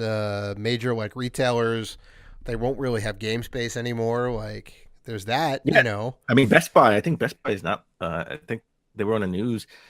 I don't know if it was Best Buy or Target, but they're not going to be selling CDs anymore. One of those major stores are not. They will not sell music CDs anymore because they just don't sell. Sure. I mean, we saw Virgin Records go out of business. So yeah. I mean, that's Virgin Records over on like 14th Street was like right next to where we used to work at Circuit City. I used to go in there on my break all the time. You know. Yeah. So I would say this will hurt, and just hear me out. I think this will hurt certain like indie games. I mean, that aspect of, well, okay, maybe I think it will hurt indie games because, I mean, everyone talks about good games being buried on Steam, right? Mm-hmm. Like, because there's just an overflow of so many games, shovelware, garbage games that don't work, right? They bury the good games, right? So you can't really tell what's a good game, what's not, especially with people, downvoting a lot of games because they don't like a certain aspect of the game. They don't like the developer. Well, I mean, so certain good games don't rise to the top, and a lot of games that I know that I never heard of before, I see the box. You remember the days when we were kids and you see a game and you judge a game by the box art, right? I mean those days are going to be gone, right? Because I mean, like to kind of counter your thing about Steam. I mean, I do say that, like, certain games do get priority because of whatever, a game like Minecraft or PlayerUnknown Battleground is very hot right now. Everybody wants it. There's a lot of controversy around PUBG and whatnot. That's always going to be on the main page and whatever else. But, if you build your system correctly, like, it should kind of weed out, the wheat from the chaff, the good games should rise to the top, based on your previous buying history. They should recommend games that A, are highly rated, and B, are similar in genre and style, maybe, so as long as Steam doesn't get corrupted by like, how like YouTube is now, right? Where YouTube is just all topsy-turvy and, they're really kind of screwing over a lot of content creators. And they're like, look, we want this type of content. We want episodic stuff. We want things with high production value. We don't really care about Let's Plays anymore. And that's, a lot of people were dropping off because of that. I think Steam is still pretty fair. Maybe I'm wrong, but, I feel like Steam is probably one of the best platforms. If we were to like next generation, we go all digital, like Steam would be the thing to base things off of. I think, if anything, I think it's the least tainted. I gotta say, I think a lot of people are gonna like slow down with games, right? Like, I think because of the hoarding factor, I know, especially for me, because of the hoarding factor, because of the shelf factor, I buy a lot of games. I never get to. I want to play everything in my collection. I never get to. Right. Right. Same. And I plan. You always plan to. Like, I don't buy a game thinking I'm never going to play it. I don't really. Barbie's superstar horse designer is in your queue. I'm kidding. It's in a queue. I'm going to play that game. Okay, just for you. Just for you, I'm playing that game. Okay. There may or may not be a Shake Shack bet on that. But I'm not. I'm more or less, like I'd say, a digital only future. I would slow down on my buying habits. Right. Of course. I would. Of course. So well, I think the older generation. I think like us. We're mostly the hoarders. The younger players. They're growing up with this digital future. Mm-hmm. Right. So I think the older players, the older we get, I think this will slow down and not buy as many games. We'll continue to buy retro games, but not new games. Well, I mean, okay. So I'll say this. I know like PlayStation and Xbox, their online ecosystems and their stores, the discounts are okay. They're never usually like crazy good. And I guess like Steam has stopped doing that kind of. But they used to have like crazy sales. You could get amazing games for like 50 to 75% off, like minimum. Some games you get them like 90% off, and I do know a lot of people that, and I was a little bit of a victim to this too. It's like, oh my God, this price is so great. I'm going to buy it at this price, because it's on sale. So you do have that, and then you start stockpiling these games you bought on discount, and then it's like, I don't have any time to play them all. So you kind of get back in the same thing again, you know? So it's like a positive in that case where you can change the price at will, you know, oh, we're having a sale right now. And it's like, boom, you just, you know, cause it's one homogenized service. So, you know, it's kind of nice in that case. You know, it is also kind of nice to be able to, in some cases, queue up the game before you get home. And then by the time you get home, it's already downloaded and installed on your system, and then you're ready to play, you know, as opposed to like going to the store, picking the game up, bringing it home. Like, I don't necessarily want to say that I'm like 100% looking forward to the all digital age. Cause I do like having the shelves just as much as you do. You know, it's nice to have a game collection you can pick up and feel and touch and this and that. But, you know, there are some conveniences that, you know, we would get with, like an all digital library, you know, it would be a lot more convenient, a lot easier. You'd never have a situation where, sorry, we're all sold out, you know, that is true. I mean, but again, you can have a port download like I did with Black Flag, Assassin's Creed Black Flag. And it's like, all right, well, we restrict your, like, you know, like they sort of like restrict my license, give back my money. I had a port download, and I bought it twice. In the both downloads, it was an error somewhere. I don't know why, I don't know how. I couldn't get past that certain board. So what if that happens, right? How is DLC going to work now that everything's all digital? And forewarning, okay, for the people who are pushing this all digital world, they're saying, oh, it's going to be so good for gamers because the prices are going to go down because they don't have a middleman. They don't have to worry about paying a factory to produce the disc. Sorry, people, that's not going to happen. The games will still be $60. I'm sorry to tell you. I doubt they're going to say, hey, because we don't have to go to a factory and produce the game. Instead of paying $60, now you guys can pay $45 or $50. That's not going to happen. No, they're going to continue because they know, they still know people are going to pay $60. You know. Yeah, so they're going to pay. They're going to continue to pay $60. So the people who think that the games will be cheaper, pipe dream. Well, when they first come out, at least pipe dream, not happen. Guarantee that. I put Shake Shack bet on that any day. I'm 100% with you. They are definitely not going to go down in price. They have been, you know, doing like, oh, if you buy it online, save 5%, save 10%. They're doing that to get people accustomed to buying games digitally, right? To feeling okay putting their credit card in, to making a purchase online, to not owning a physical copy of the game. So, you know, they've been like doing it ever since the 360. You know, they were trying to get people accustomed to it because it's better for Microsoft. It's better for Sony. Sadly, well, yeah. That those summer sales for Xbox. What were they called? I forgot what they were called, but it was like during the summer, Xbox, right? They had like the Xbox Summer Arcade. Right. All digital download games. Yeah. But again, the number one downfall is retail stores are going to go out of business. I know. Right? I know.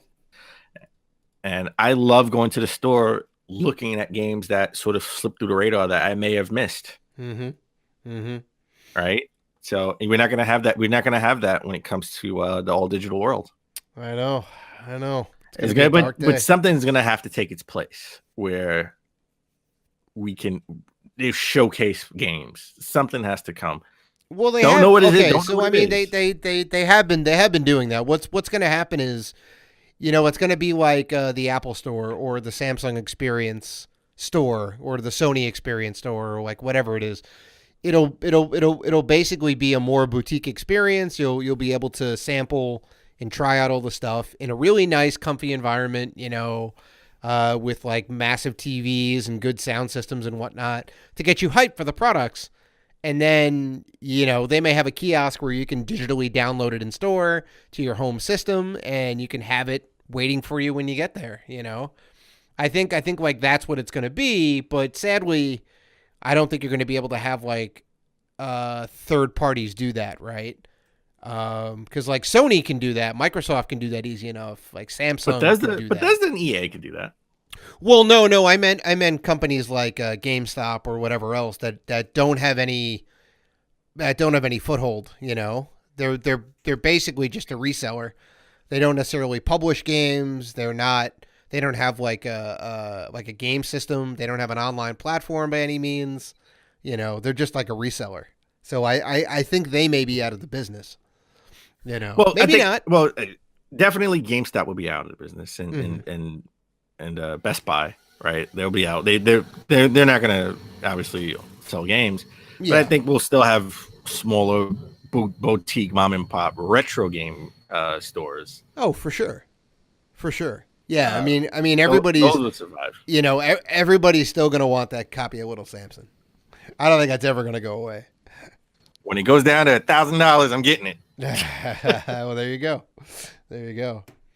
Well, I think that about does it for episode 106. We had a lot going on this episode. You know, it got a little heavy, and then it got light, then it got heavy again.